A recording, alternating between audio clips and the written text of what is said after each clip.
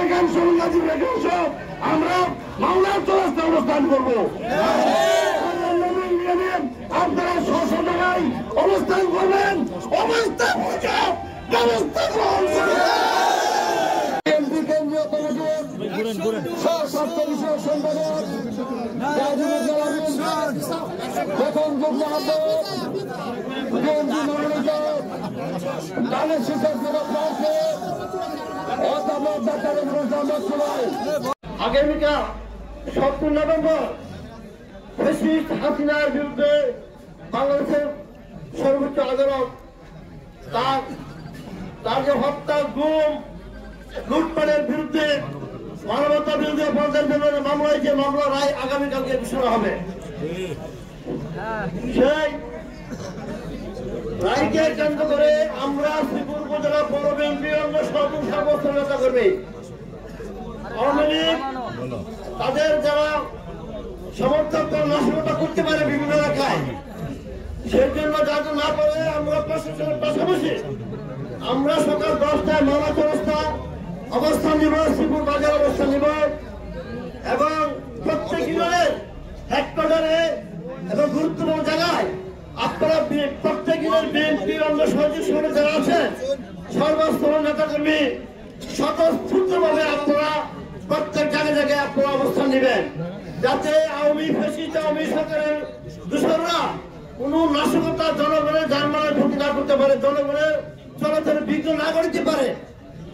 আমরা চাই ফেব্রুয়ারি মাসে জাতীয় সংসদ নির্বাচন হবে। গত পরশুদিন প্রধানমন্ত্রী পরিষ্কার বলেছে বিভিন্ন দেশের যারা রাষ্ট্রদূত ছিল যে ফ্যাসিস্ট আওয়ামী লীগ এই নির্বাচনে অংশগ্রহণ করতে পারবে না।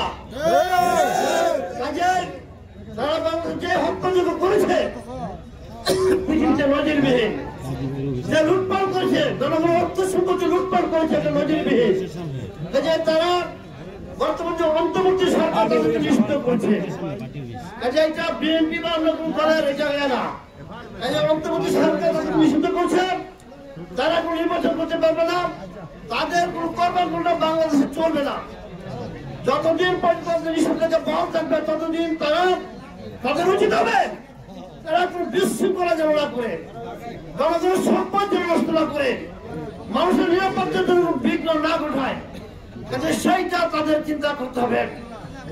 যদি তারা বাড়াবাড়ি করে তাদের আইনের আওতায় আনা হবে।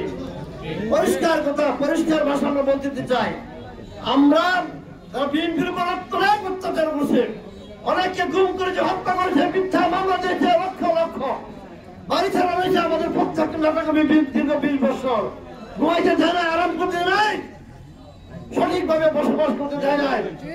সেই আওয়ামী লীগ এত অত্যাচার করেছে পৃথিবীর মধ্যে নজির।